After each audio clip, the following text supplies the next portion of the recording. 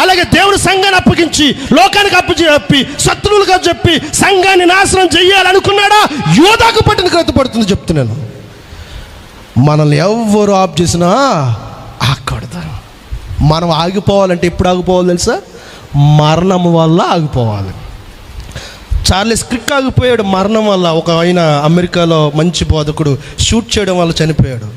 ప్రవీణ్ పగడాల గారు చంపడం వల్ల ఆగిపోయారు. అప్పుడు ఆగల తప్ప మనం అప్పటి వరకు మన పని నిస్వార్థంగా చేసుకుంటూ ఉన్నారు. నేను అనేది ఏంటంటే, మనల్ని మన శరీర బలహీనత ఆపకూడదు.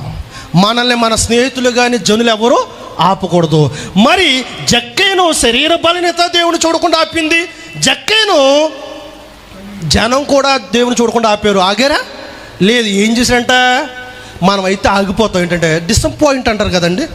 ఇంకా అవదలే, ఇంకేం చేస్తాం, ట్రై చేశాను, ఎగిరాను చూద్దామని, ఎలాగన్నా సరే కనబడతామని ఎగిరాను, పని అవ్వలేదు.